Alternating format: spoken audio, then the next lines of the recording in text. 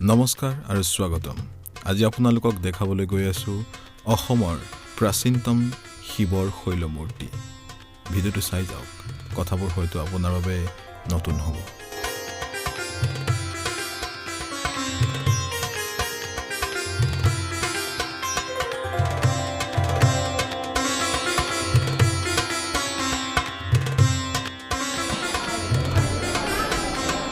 দেওপানী যে দুৰ্গা মন্দিৰ অসমৰ ভিতৰত এক বিখ্যাত দুৰ্গা মন্দিৰ আৰু গোলাঘাটৰ পৰা প্ৰায় 50-60 কিলোমিটাৰ দূৰত কাৰ্বি আংলং জিলাত এই মন্দিৰ আছে আজি আছো মই দেওপানী দুৰ্গা মন্দিৰত আৰু দেওপানী দুৰ্গা মন্দিৰৰ সৰু সুৰা দুটামান ইতিহাস আপোনালোকক ক'বলৈ চেষ্টা কৰিম হয়তো আপোনালোকে গম পায় বা হয়তো আপোনালোকে গম নাপাব পাৰে দেৱৰাজ ৰয় যাৰ নামত গোলাঘাটৰ ডিআৰ কলেজখন আছে তেখেতৰ সুপুত্ৰ সুৰেন্দ্ৰনাথ ৰয় আৰু তেখেতৰ এই বাগিচাখনত এদিন তেখেতে তেওঁৰ লগৰ আৰু তেখেতৰ যিসকল শ্ৰমিক আছে তেওঁলোকৰ লগত একেলগে মিলি এবাৰ শিকাৰ কৰিবলৈ আহিলে আৰু এই অঞ্চলতে তেওঁলোকে শিকাৰ কৰি এই অঞ্চলতে তেওঁলোকে জিৰাবলৈ আৰম্ভ কৰিলে শিকাৰ কৰাৰ পিছত তেওঁলোকে যেতিয়া জিৰোৱাৰ পাছত তেওঁ ঘৰলৈ গ'ল আৰু ৰাতি সেইদিনাখনি ৰাতিয়ে সুৰেন্দ্ৰনাথ ৰয় বা নুনু বাবুৰ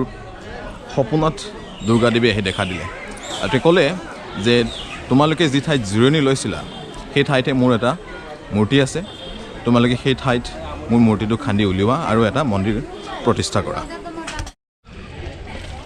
আৰু মাজৰাতি দেখা সেই সপোনটোৱে সুৰেন্দ্ৰনাথ ৰয় বা নুনু বাবুক যথেষ্ট পৰিমাণে ডিষ্টাৰ্ব কৰিলে আৰু তেখেতে গোটেই ৰাতিটো তেনেকৈ কটাই ৰাতিপুৱা সময়ত যি পৰিয়ালৰ পুৰোহিত আছিল পুৰোহিতক ক'লে গোটেই কথাখিনি আৰু এতিয়া পুৰোহিতে ক'লে যে য'ত তেওঁলোকে জিৰাইছিল সেই জেগাটো খনা উচিত আৰু সেই ঠাই যেতিয়া খান্দিবলৈ আৰম্ভ কৰিলে সেই ঠাই খনাৰ আগতে তেওঁ বাগিচাৰ যিটো পাগলা চাইৰেন বুলি কয় পাগলা চাইৰেন বজাইছিলে আৰু সকলো বনোৱা বাগানৰ যিসকল বনোৱা আছিল তেওঁলোক আহি গোট খাইছিল আৰু প্ৰায় 100-150 মানুহ লৈ তেওঁলোকে খান্দিবলৈ আৰম্ভ কৰিছিল আৰু খান্দি এটাৰ পিছত এটাকৈ শিলৰ মূৰ্তি তাত উদ্ধাৰ কৰিবলৈ সক্ষম হ'ল আৰু লাহে লাহে দুৰ্গাৰ এক বিশাল মূৰ্তি প্ৰায় 5 ফুট 6 ইঞ্চি উচ্চতাৰ বিশাল মূৰ্তি তেওঁলোকে তাত উদ্ধাৰ কৰিলে আৰু সেই ঠাইৰ পৰাই তেওঁলোকে উঠাই আনিলে প্ৰথম অৱস্থাত দেওপানী দুৰ্গা মন্দিৰ কেৱল তেওঁলোকৰ পৰিয়াল কেন্দ্ৰিক এটা মন্দিৰ আছিলে তেওঁলোকৰ পৰিয়ালৰ লোকসকলে পূজা পাতল কৰিব পাৰিছিল কিন্তু লাহে লাহে ৰাইজৰ কাৰণে মুকলি কৰি দিয়া হ'ল আৰু যি ঠাইত তেওঁলোকে জিৰাইছিল আৰু যি ঠাইত খনন কৰাৰ পাছত সেই মূৰ্তিসমূহ পাইছিল সেই ঠাই বৰ্তমান এটা পুখুৰীলৈ ৰূপান্তৰিত হৈছে আৰু সেই পুখুৰীটো মই আপোনালোকক দেখাব বিচাৰিছোঁ চিকাৰৰ পাছত সুৰেন্দ্ৰনাথ ৰয় এই অঞ্চলটোতে কেম্প কৰি জিৰাইছিল দুৰ্গা দেৱীয়ে সপোনত কোৱা ঠাই টুকুৰা হ'লে এই টুকুৰা আৰু এই ঠাই টুকুৰাত তেওঁলোকে খান্দি ইয়াৰ পৰা যথেষ্ট পৰিমাণে সৰু বৰ মূৰ্তি উদ্ধাৰ কৰিছিল আৰু সেই মূৰ্তিবোৰ কিছুমান আছাম ষ্টেট মিউজিয়ামলৈ লৈ যোৱা হ'ল আৰু যি দুৰ্গাৰ যি এক বিশাল মূৰ্তি সেই মূৰ্তি বৰ্তমানৰ দেওপানী মন্দিৰত স্থাপন কৰা হ'ল যিহেতু দেওপানী মন্দিৰৰ ভিতৰত কোনো ধৰণৰ ভিডিঅ'গ্ৰাফী আৰু ফটোগ্ৰাফী এলোৱা নাই সেইকাৰণে মই আপোনালোকক সেই মূৰ্তি দেখাব নোৱাৰোঁ কিন্তু সেই দুৰ্গা মূৰ্তি যি শিলৰ ওপৰত প্ৰতিষ্ঠিত আছিল যি টুকুৰা শিলৰ ওপৰত প্ৰতিষ্ঠিত আছিল সেই টুকুৰা শিল আপোনালোকক মই দেখাম আৰু সেই শিল টুকুৰাৰ বিষয়ে মন্দিৰৰ যিজন পুৰোহিত আছে যিজনে সেই শিল টুকুৰাৰ ওচৰত পূজা পাতল কৰে এই শিল টুকুৰাৰ ওচৰত পূজা পাতল কৰা পুৰোহিতজনৰ মুখেৰে আমি কিছু কথা শুনিবলৈ চেষ্টা কৰিম আৰু ইয়াৰ ওপৰতে মাৰ মূৰ্তিটো আছিলে মাৰ মূৰ্তি তাত এতিয়া মাৰ মানে কি তেতিয়া মাৰ আহ্বান কৰা হৈছে মাৰ মূৰ্তি ভাগ সম্পূৰ্ণ এনেকুৱাই মাৰ সম্পূৰ্ণ শিলা মূৰ্তি শিলৰ মূৰ্তি 5 ফুট 6 ইঞ্চিত আছে 5 ফুট 6 ইঞ্চিত সম্পূৰ্ণ শিলাৰ মূৰ্তি মায়ে সপোনত দেখুৱাইছিলে আজিৰ পৰা 106 বছৰ আগত সুৰেন্দ্ৰনাথ ৰয় সুৰেন্দ্ৰ ৰয় নুনু বাবু যিটো ডিআৰ কলেজৰ গম পাইছোঁ তেওঁৰ পুতেক মানুহবিলাক দূৰণিৰ পৰা আহে আস্থা শ্ৰদ্ধা ভক্তি লৈ আহে আমাৰ ৱাঞ্ছা পূৰ্ণ হয় এয়া অলপ আগত আপোনাৰ গম পাইছোঁ এই ভাৱ লৈ আহে ভাৱটো মায়ে পূৰ্ণ কৰে আকৌ 2-4 মাহ পিছত আকৌ ফলিত হয় ফলিত হোৱাৰ পিছত ধ্বজা খুলিবলৈ আহে শৰাই আগবঢ়াবলৈ আহে চাকি বন্তি দিবলৈ বুলি আহে ধ্বজা কিতাপ খুলিবলৈ বুলি আহে নানা ৰকমৰ ভাৱ আস্থা ভক্তি লৈ পেলাই আহে মায়ে আজিলৈ ভক্তি কৰি আছে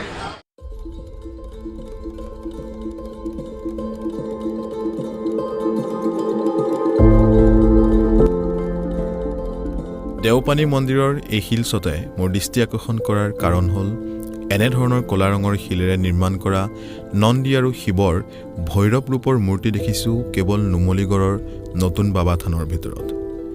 শিৱলিংগমৰ সৈতে এই মূৰ্তিবোৰ দেওপাহাৰৰ শিৱ মন্দিৰৰ ভগ্নাৱশেষৰ পৰা প্ৰায় 100 বছৰ আগতে লৈ যোৱা হৈছিল। আচলতে দেওপানীৰ দুৰ্গামূৰ্তিও এনেধৰণৰ ক'লা বৰণেৰে আছিল। সম্ভৱতঃ ক'লা গ্ৰেনাইট কাটি এই মূৰ্তিবোৰ নিৰ্মাণ কৰা হৈছিল। দেওপাহাৰৰ দৰেই এই মন্দিৰৰ বেৰো ছেণ্ডষ্টোন আৰু ভিতৰৰ বিগ্ৰহ গ্ৰেনাইটেৰে হয়তো নিৰ্মাণ কৰা আছিল। দেওপানীত আজিৰ পৰা 100-600 বছৰ আগতে উদ্ধাৰ হোৱা মূৰ্তিবোৰ যি পৌৰাণিক মন্দিৰৰ আছিল, সেই মন্দিৰৰ ভগ্নাৱশেষ আজিলৈকে উদ্ধাৰ হোৱা নাই কিয়? দেওপাহাৰৰ শিৱ মন্দিৰৰ লগত এই বিগ্ৰহৰ কিবা সম্পৰ্ক আছে নেকি? এই উত্তৰ বিচাৰি যাব লাগিব দেওপানীৰ শিৱ থানলৈ। অসমত আজিলৈকে উদ্ধাৰ হোৱা হয়তো আটাইতকৈ প্ৰাচীন শিৱৰ মূৰ্তি এই থানত আছে। 6 ফুট 5 ইঞ্চিৰ উচ্চতাৰ চতুৰ্ভুজৰূপী ধ্যানৰত শিৱৰ এই মূৰ্তি মাত্ৰ 100টা শিলত কাটি উলিওৱা হৈছে। প্ৰথম অৱস্থাত মই নিজৰ চকুকে বিশ্বাস কৰিব পৰা নাছিলোঁ। শিৱৰ পূজা যিহেতু শিৱলিংগমৰ জৰিয়তেহে কৰা যায়, সেয়েহে শিৱৰ মূৰ্তি পাই পোৱা নাযায়। কিন্তু কোন সভ্যতাই কিমান 100 বছৰ আগতে শিৱৰ এনেধৰণৰ ধ্যান কৰি থকা মূৰ্তি কাটি উলিয়াইছিল কাৰ্বি আংলঙৰ এই অঞ্চল? এই মূৰ্তিত বৌদ্ধ শিল্পৰ প্ৰভাৱ পৰা যেন দেখা যায়, বিশেষকৈ শিৱৰ দীঘলীয়াকৈ বৈ পৰা কাণ দুখনত। লগতে বৌদ্ধ মূৰ্তিবোৰত খুব সাধাৰণতে পোৱা varada mudra নামৰ এক বিশেষ মুদ্ৰা এই শিৱৰ মূৰ্তিত দেখা যায়। এই মুদ্ৰাত সোঁহাতখন তললৈ মেলি ধৰি থকা দেখা যায়। এই মুদ্ৰাত থকা দেৱতাজনে সদায় সেৱকীৰ মনৰ ইচ্ছা পূৰ কৰে বুলি এক ধাৰণা আছে বৌদ্ধ ধৰ্মত। এই মূৰ্তিৰ সোঁফালে গণেশ, বাওঁফালে কাৰ্তিক আৰু মূৰৰ বাওঁফালে উৰি থকা ভংগীমাত আন এক দেৱ বা দেৱী, খুব সম্ভৱ গংগা।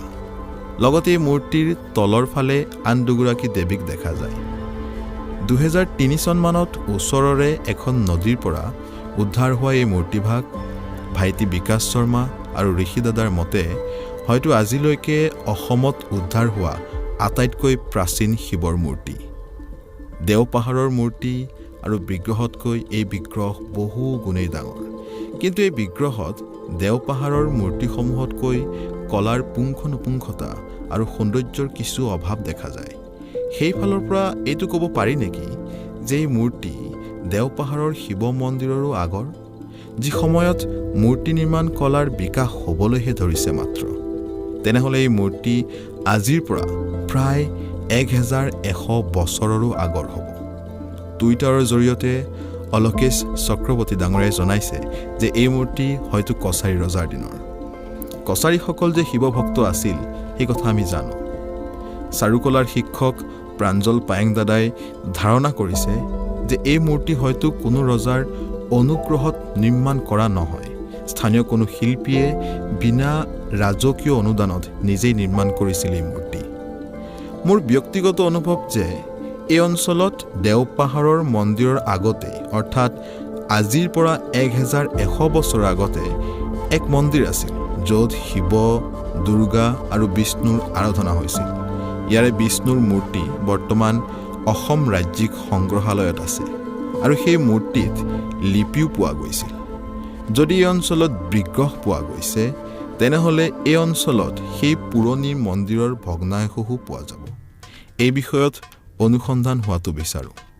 দেওপানীৰ শিৱৰ মূৰ্তি সঁচাকৈ অসমৰ আটাইতকৈ প্ৰাচীন শিৱৰ মূৰ্তি নেকি? আপুনি কি ভাবে? অসম বা ভাৰতৰে আন ক'ৰবাত এনেধৰণৰ 100টা শিলত কটা ইমান উচ্চতাৰ শিৱৰ মূৰ্তিৰ কথা জানে নেকি?